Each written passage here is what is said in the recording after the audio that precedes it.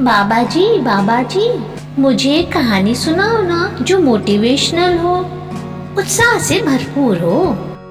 अच्छा ठीक है, मैं सुनाता हूँ। एक बार की बात है, हरे भरे जंगलों के बीच बसे एक शांतिपूर्ण गांव में अर्जुन नाम का एक युवा लड़का रहता था। अर्जुन पूरे गांव में अपने दृढ़ निश्चय और अपने लक्ष्यों को प्राप्त करने के लिए अटूट प्रतिबद्धता के लिए जाना जाता था। हालांकि एक सपना था जो उसे हमेशा नहीं मिला था। वह दुनिया का अब तक का सबसे महान मूर्तिकार बनना चाहता था। अर्जुन ने अपना बचपन अपने पिता, जो स्वयं एक कुशल मूर्तिकार थे, सुंदर मूर्तियां और मूर्तियां बनाते हुए देखा था। उनके पिता ने उन्हें ज्ञान और समृद्धि के हाथी के सिर वाले देवता भगवान गणेश के बारे में कहानियां सुनाई थी, जो कलाकारों और शिल्पकारों के संरक्षक देवता थे। अर्जुन को हमेशा भगवान गणेश के साथ गहरा संबंध महसूस हुआ था और उनका मानना था कि अगर भगवान की एक भव्य मूर्ति बना सके तो वे एक महान मूर्तिकार बनने का उनका सपना सच हो जाएगा। एक दिन जब अर्जुन जंगल से गुजर रहे थे तो उनकी नजर एक शानदार हाथी पर पड़ी जो उन्होंने पहले कभी नहीं देखा था। हाथी विशाल था और उसकी आभा राजसी थी। अर्जुन ने उसे एक देवी संकेत के रूप में लिया और निर्णय लिया कि यह हाथी उनकी उत्कृष्ट कृति के लिए प्रेरणा बनेगा। उन्होंने गांव के बुजुर्गों से संपर्क किया और इस अविश्वसनीय प्राणी को मूर्त रूप देने के लिए उनसे अनुमति मांगी। बुजुर्गों को पहले तो संदेह हुआ, क्योंकि उनका मानना था कि इतने शानदार जानवर के सार को पत्थर में कैद करना एक असंभव कार्य था।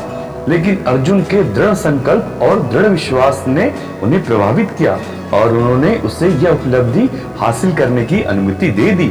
अर्जुन ने दिन रात काम करना शुरू कर दिया और पत्थर के एक विशाल खंड से भगवान गणेश की हाथी के सिर वाली मूर्ति बनाई। उनके हाथ स्थिर थे और हृदय भक्ति से भरा हुआ था।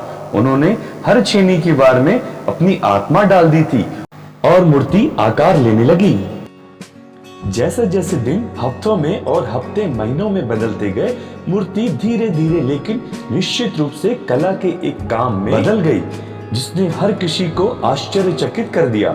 हालांकि जब अर्जुन मूर्ति को पूरा करने ही वाले थे, तभी त्रासदी हुई। गांव में भयंकर तूफान आया जिससे तबाही मच गई। अर्जुन की आंशिक रूप से तैयार मूर्ति क्षतिग्रस्त हो गई। हाथी की सूंड टूट गई। तबाह और हृदय विदारक अर्जुन अपने घुटनों पर गिर गया। उसके चेहरे से आंसू बह रहे थे। जैसे ही वह अपने टूटे हुए सपने में दुखी हुआ, अर्जुन को अचानक एक नरम और सांत्वना देने वाली आवाज सुनाई दी। यह एक बुद्धिमान बूढ़ा ऋषि था जो तूफान से बचने के लिए गांव में आया था।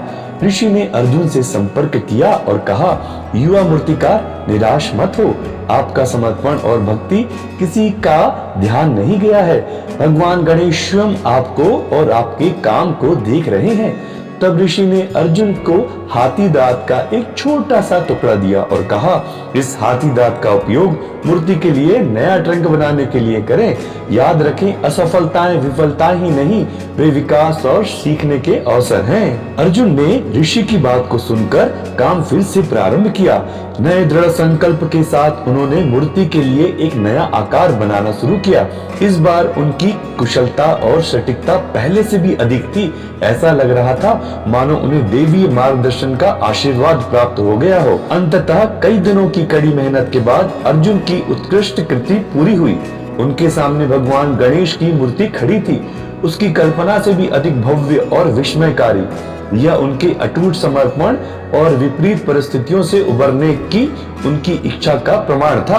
अर्जुन को विश्वसनीयता मूर्तिकला की चर्चा दूर दूर तक फैल गई, जिसने दूर दूर से कला प्रेमियों और भक्तों को आकर्षित किया।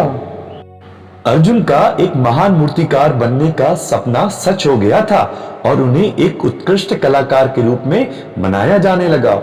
अर्जुन की यह कहानी दृढ़ संकल्प, विश्वास और लचीलेपन के महत्व की एक शक्तिशाली याद दिलाती है। अर्जुन की तरह हमें अपने सपनों को हासिल करने के रास्ते में असफलताओं और बाधाओं का सामना करना पड़ सकता है, लेकिन अटूट समर्पण और इस विश्वास के साथ कि देवी शक्तियां हम पर नजर रख रही है, हम किसी भी चुनौतियों को पार कर सकते हैं और अपने सपनों को हकीकत में बदल सकते हैं, जैसे अर्जुन ने किया था। तो दोस्तों, हमारी कहानी कैसी लगी कमेंट्स में हमें जरूर बताएं। दोस्तों, यदि आपको हमारी ये कहानी पसंद आई है तो कृपया हमारे चैनल को लाइक और सब्सक्राइब जरूर करें।